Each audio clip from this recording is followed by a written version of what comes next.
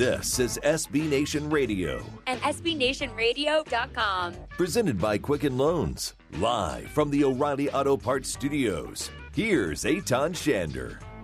Mike Tomlin did his best to downplay the drama that's going on in Pittsburgh. We spoke to an expert in hour one 2 hours ago who said that's not necessarily the case. Jerry Dulac, who was with us covering the Steelers for the Pittsburgh Post-Gazette, spoke at length about how this thing has erupted like a geyser now and is past the point of no return when you talk to players in that building. And that's damning when you hear teammates, off the record, yes, but still teammates not come to your defense and say, nah, man, we need this guy. We need to work this out.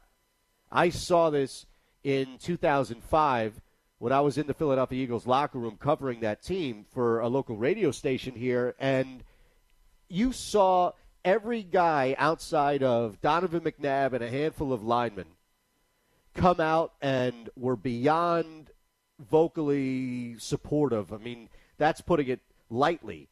These guys were openly, most of them on defense, supportive of T.O., saying, yeah, we get it that there's a back and forth and he and Donovan McNabb don't get along, but Philadelphia Eagles need to pay him. Philadelphia Eagles need to pay him. And this is not off-the-record stuff. This is me sticking a microphone in front of Jeremiah Trotter, who was a linebacker and leader of the defense in 2004-05, that 05 season. And he's looking around like, yeah, man. You know, in his thick Stephen F. Austin grad accent, pay him. Pay him. Guys openly saying to the organization via the media, you need to stop this. And you had nothing like that to the point of Le'Veon Bell's locker just getting pilfered.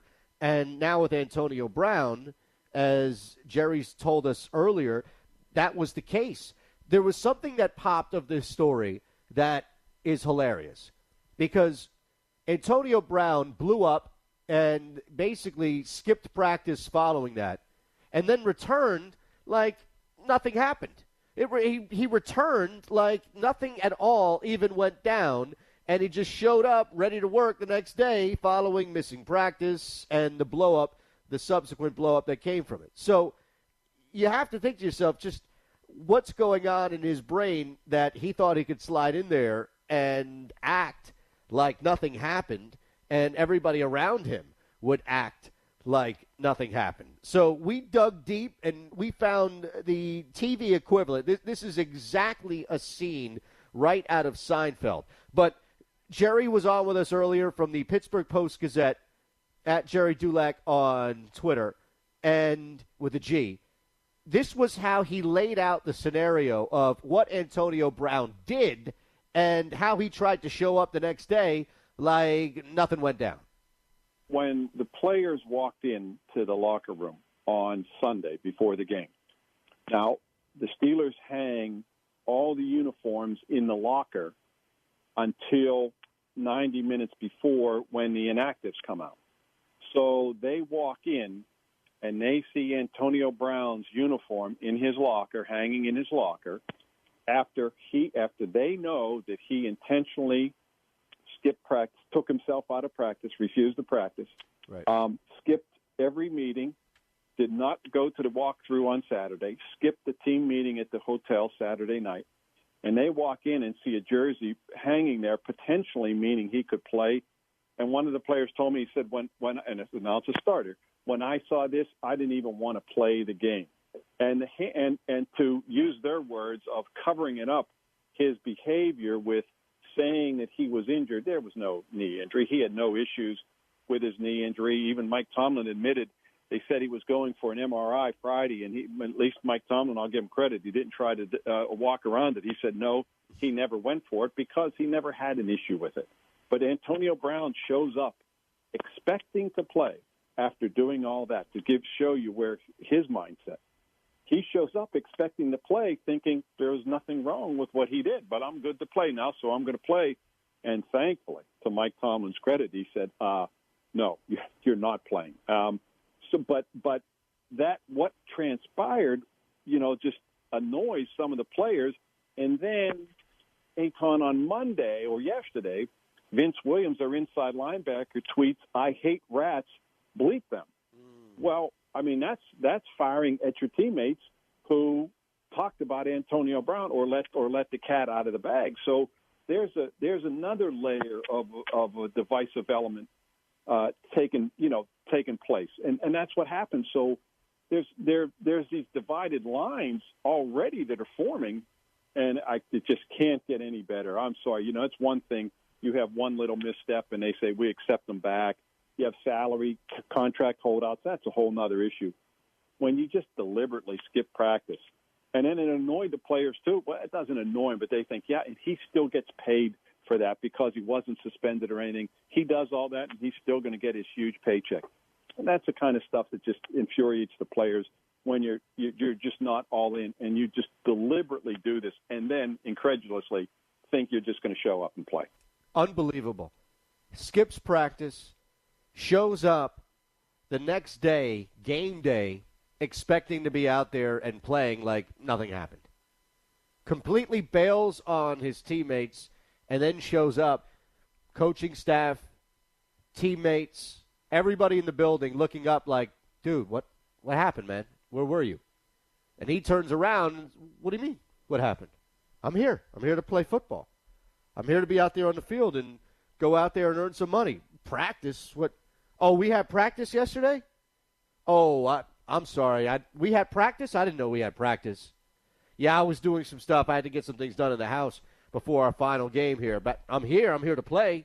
But I didn't realize we had practice. How little self-awareness can you have to be absent from a walkthrough, absent from a key practice leading up to a game, and then showing up ready to go like nothing would happen or nobody around you would even say something, especially your coaches? And maybe you could talk or smooth things over with your fellow teammates. Maybe you can explain what's going on and somebody who's your peer can get it a little easier. But I don't care if it's Mike Tomlin, Bill Cowher before him, Bill Belichick, Doug Peterson, or anybody else that's coaching. Somebody's going to say something. I don't care how inept you are. You can be Bobby Ross. I don't care how inept you are. Somebody's going to say something. Somebody's going to look up and say, what the hell happened here? Where were you? It was right out of Seinfeld, in which George Costanza, we're going to play you the clip. I'll set it up real quick. Eytan Shander, SB Nation Radio, at Shander Shows, how you get me on Twitter. Our non-sports poll of the day is up there as well. But George Costanza quits, walks out in emphatic fashion, loses it with this boss. This is early, season 2 or 3, one of the early seasons. Loses it with his boss, and then realizes that when talking to his buddy Jerry, not so many opportunities on the open market. Not so many jobs out there. That's when that scene is where he looks up to Jerry and says, I like sports.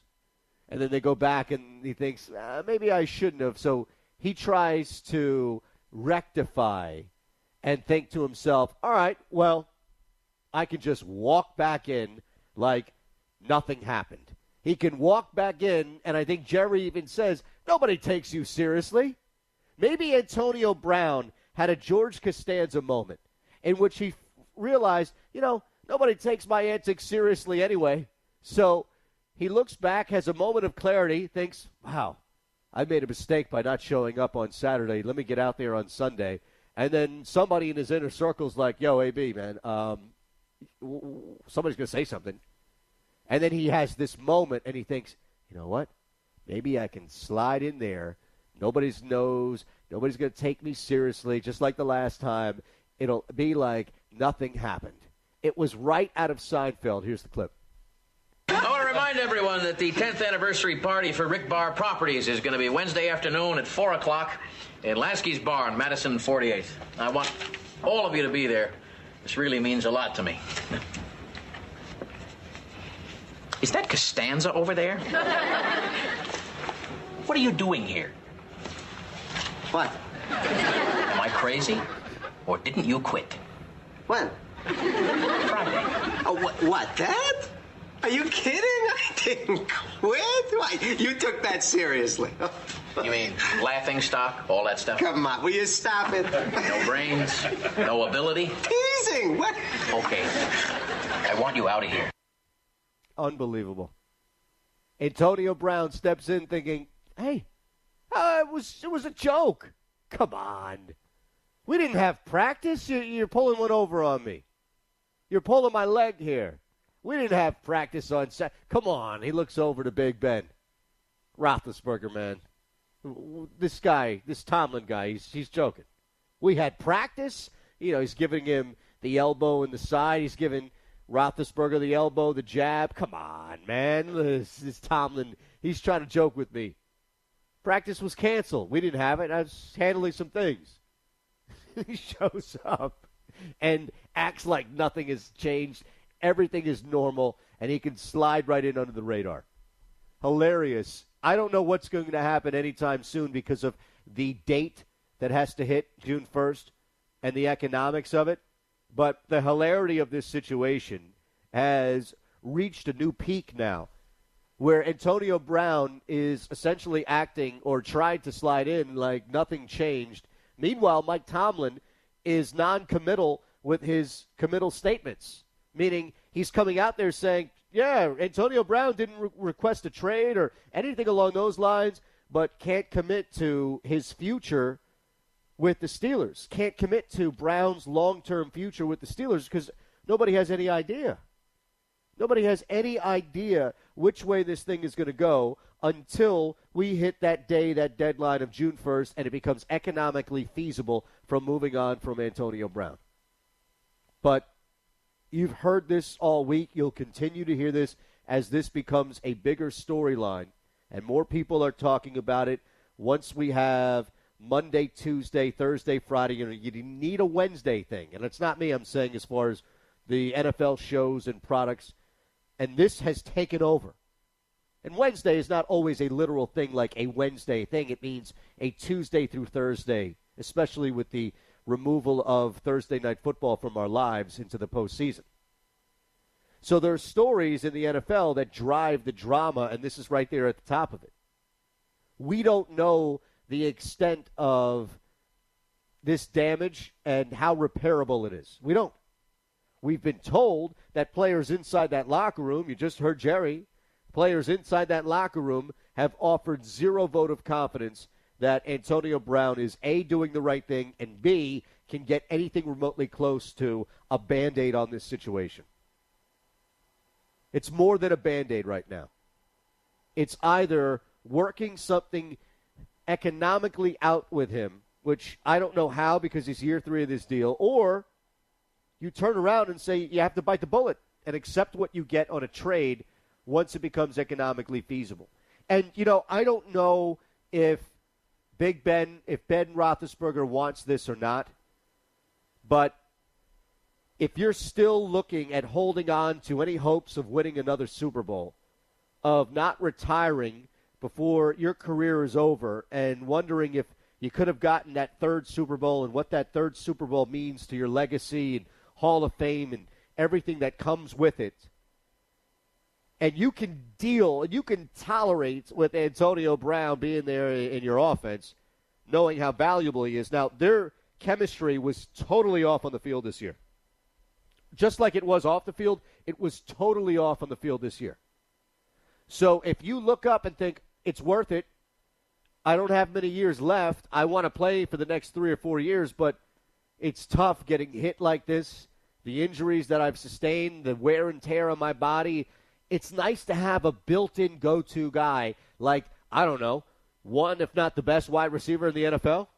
Pretty cool to have that if you're trying to sustain your career, as opposed to, yes, I can't deal with him anymore, trade him and move on. So that's where it ultimately will come down to, is the relationship with Ben Roethlisberger and Antonio Brown. Mike Tomlin is a nice front for it. Mike Tomlin is an easy target because as a head coach, you're charged with being the face and CEO of your franchise that you represent and run. However, the real crux of this issue boils down to quarterback, wide receiver. Because Ben Roethlisberger ain't going anywhere so long as he still wants to play there. His position matters more to the Steelers than Antonio Brown's position. It doesn't matter if there are 3 or 4 quarterbacks ahead of Ben Roethlisberger or more, respectively, than there are wide receivers. Eytan Shander, SB Nation Radio.